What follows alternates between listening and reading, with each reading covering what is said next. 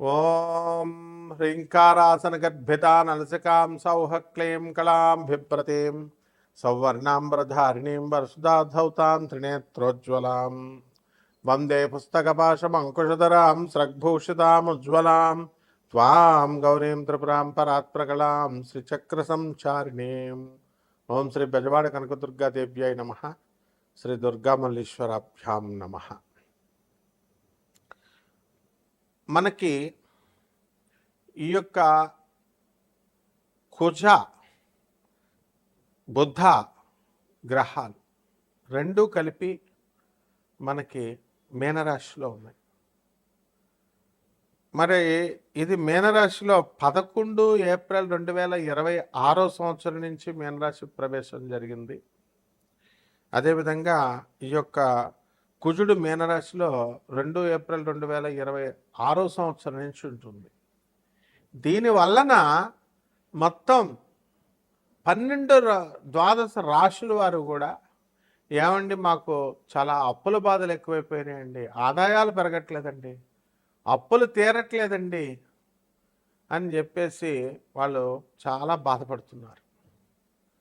అంటే ఈ యొక్క ఎందుకు ఈ రుణ బాధలన్నీ కూడా మనం ఆదాయాలు పెరిగినా సరే మనం రుణ బాధలు మనం ఎందుకు తీర్చుకోలేకపోతున్నాం? ఇదంతా కూడా ఒక విధి విధానంలో మనకి మన కర్మ అన్నమాట, పూర్వజన్మ కర్మ. అది మనం ఎవరికైతే బాకీలు ఉన్నామో అటువంటి వాళ్ళందరికీ కూడా మనం దాన్ని ఈరోజు కాకపోయినా రేపైనా సరే, రేపు కాకపోతే ఎల్లుండైనా సరే మొత్తం మీద తీర్చాల్సినటువంటి అవసరం మనకుంది. దీన్నే కర్మ సిద్ధాంతం అంటారు. ఆ కర్మే దేవుడు. కాబట్టి అప్పుల బాధలో ఉన్నటువంటి వాళ్ళు శీఘ్రగతినే మనం అప్పుల బాధ నుంచి పోవాలి అంటే ఏదో ఒక దైవ సంబంధమైనటువంటి ఉపాసన ఉండాలన్నమాట ప్రతి ఒక్కళ్ళకి కూడా. అది చాలామంది మనుషులు సాధారణంగా బాల్యంలో ఆటలతోనూ, కౌమారంలో అయిపోయిన యవ్వనంలో వీళ్ళందరూ కూడా స్త్రీలతోనూ సమయం వెచ్చించుకుంటారని జగద్గురు ఆదిశంకరాచార్యులు వారు చెప్తారు. అదే యవ్వనంలో పిల్లలు పెళ్ళిళ్ళు ఇవన్నీ కూడా పుట్టిన తర్వాత, పెళ్ళిళ్ళు అయిన తర్వాత వీళ్ళందరికీ కూడా మనకి ఒకటే అర్థమవుతుంది ఏంటంటే అప్పటి నుంచి బాధ్యతలు పెరుగుతాయి. మనకి సంపాదించాలి, పిల్లలు పెద్దవాళ్ళు అవుతారు, తల్లిదండ్రులు అంతా కూడా వృద్ధులు అవుతారు. ఇక సంపాదన కావాల్సిందే ఆ వయసు నుంచి. కాబట్టి ఆ వయసులో వచ్చినప్పుడు మనకి మన ప్రయత్నాలు అన్నీ కూడా మనం పెడుతున్నప్పటికీ కూడా మనకి పని జరగట్లేదు. ఏదో రకమైనటువంటి అడ్డంకులు మనకు వస్తుంది.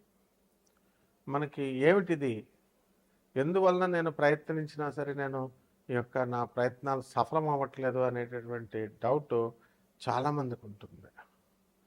మరి దీని నుంచి పరిష్కార మార్గం అనేటటువంటిది ఒకే ఒక్క సాధన. ఆ సాధనే మనం శీఘ్రంగా ఇచ్చేటటువంటిది.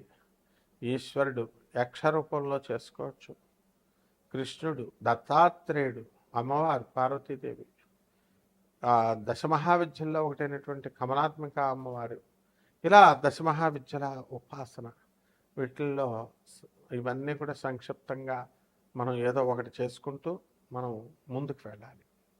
ఈ దైవ సహాయం వల్ల మనం చేసేటటువంటి ఈ పనుల నుంచి మనకి ఈ యొక్క గురువు యొక్క అనుగ్రహం, గురుమండల యొక్క అనుగ్రహం అనేటటువంటిది మనకు వస్తుంది.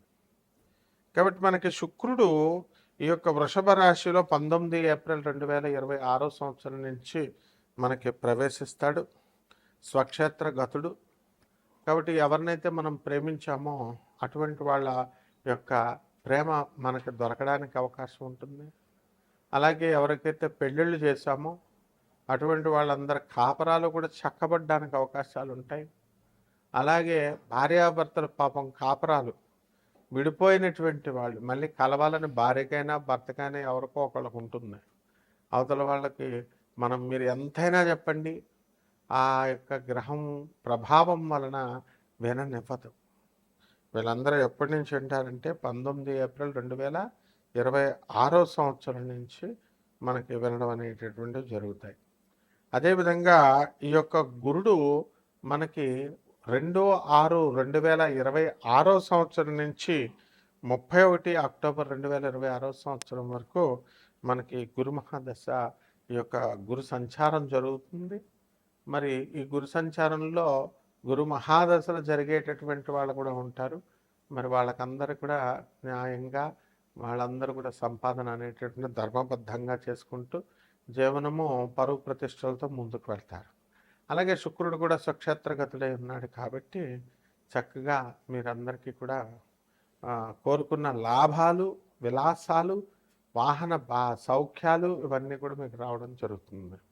ఇకపోతే రవి మనకి మేషరాశిలో 14 ఏప్రిల్ 2026 సంవత్సరం నుంచి ప్రవేశించాడు. కాబట్టి రవి యొక్క ఉచ్చస్థితి కారణంగా మీరు ప్రభుత్వంలో అనేకమైనటువంటి మార్పులను తీసుకొస్తారు. మీకు తర్వాత అనేకమైనటువంటి పనులు మీరు చేయగలుగుతారు. కాబట్టి ఇవన్నీ కూడా రాశి ఫలాలను బట్టి కామన్ ప్లాట్ఫారం మీద మనకందరికీ కూడా చెప్పబడేటటువంటి రాశి ఫలాలు ఇవి. అలా కాకుండా చక్కగా మనము ఈ యొక్క గోచార రీత్యా కాకుండా వ్యక్తిగత జాతకాలు, మీరు ఎప్పుడు పుట్టారు, ఇవన్నీ కూడా మీకు ఎలా జరుగుతున్నాయి, ఇవన్నీ కూడా మనం చూసుకుంటాం.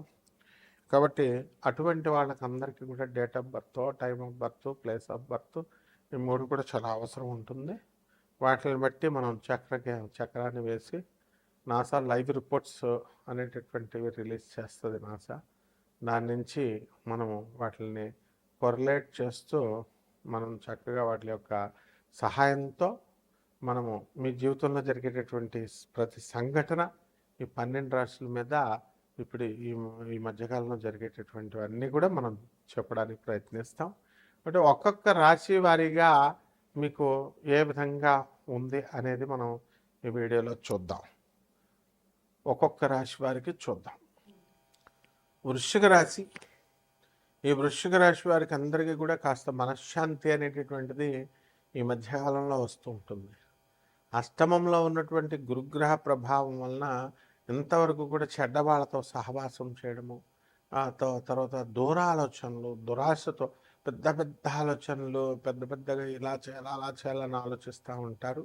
ఆలోచనలు తప్పు లేదు, కానీ సరైనటువంటి పర్సన్స్ని పట్టుకోకుండా మీరు డూప్లికేట్లను పట్టుకున్నట్లయితే వాళ్ళ వల్ల మీరు లాస్ అవ్వడానికి అవకాశం ఉంటుంది. ఉదాహరణకి మీ అమ్మాయిని అమెరికా పంపించాలంటే ఆ కాలేజ్ ప్రైవేట్ కాలేజ్, అందులో ఉన్నటువంటి లెక్చరర్ క్యాంపస్ ఇంటర్వ్యూకి వచ్చినాడు, వాడు మామూలుగా చేసేసి వెళ్ళిపోతాడు అంతే, వాడి కంపెనీతో సంబంధం లేదు కాలేజ్తో.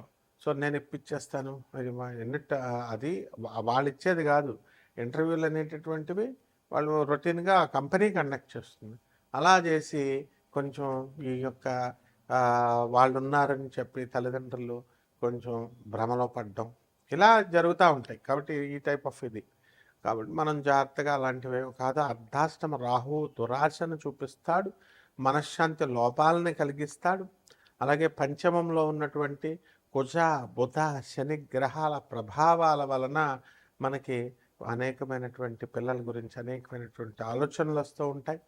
ఈ వృత్తి చేయించాలా, ఆ కోర్సులో చేయించాలా, ఇలా ఈ రకంగా అనమాట.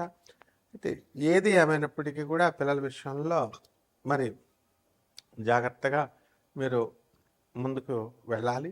అలాగే ఈ యొక్క వృశ్చిక రాశి వారికి అష్టమ గురుడు అప్పులు బాగా వస్తూ ఉంటాయి. మరి ఈ సమయంలో బ్రహ్మాండంగా తీసుకొని చక్కటి వ్యాపారాల్లో మంచి పెట్టుబడులు అవి పెట్టుకోండి, పాడు చేసుకోవద్దు డబ్బుల్ని. అలాగే విందు వినోద కార్యక్రమాల్లో చాలామంది నేను చూశాను, డబ్బు వచ్చిన తర్వాత ఏమండి నేను షేర్స్లో పెట్టానండి, మళ్ళీ ఈ యొక్క కమోడిటీస్లో పెట్టానండి, నెట్వర్క్ మార్కెటింగ్లో పెట్టానండి, మొత్తం ఉన్నాయి పోయినాయండి అని అంటారు. అసలు ఎవరు పెట్టమన్నారు మిమ్మల్ని? అది గ్యాంబ్లింగ్ ఆడకూడదు అన్లెస్ మీకు బుధుడు చాలా వండర్ఫుల్గా ఉండాలి. ఆ రకంగా ఈ యొక్క వృశ్చిక రాశి వారు వాళ్ళ పిల్లలకి ఉద్యోగాలు రావడము, అందువలన వాళ్ళు సెటిల్ అవ్వడము మీకు కాస్త మనశ్శాంతి అనేటటువంటిది లభిస్తుంది. ఇక పరిహారాల దగ్గరికి వచ్చేసరికి రాహు జపం చేసుకోవాలి, రాహు స్తోత్రాలు చదవాలి. రాహు కిలోంపావు మినుములను ఆవుపేట రంగు ఉన్నటువంటి వస్త్రాలను ఇచ్చి పేద బ్రాహ్మణులకి శనివారం నాడు ఉదయం 8 గంటలకు దానం చేసుకోవాలి.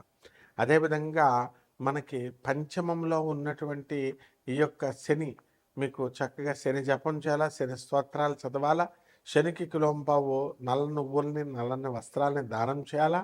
అదేవిధంగా నూతన వస్త్రాల అలంకరణ అనేటటువంటిది మీకు వస్తుంది. అండ్ తెప్పతీగతో మీరంతా కూడా హోమము ఇది చేయాల్సినటువంటి అవసరం ఉంది. అలాగే ఈ యొక్క కనకదుర్గమ్మ వారి యొక్క మంత్ర జపము, దుర్గతి నాశిని దుర్గే జయ జయ, సద్గతి దాయిని సదయ జయ జయ అనేటటువంటి మంత్రాన్ని జపించడం ద్వారా బ్రహ్మాండంగా ఉంటుంది. శుభమస్తు.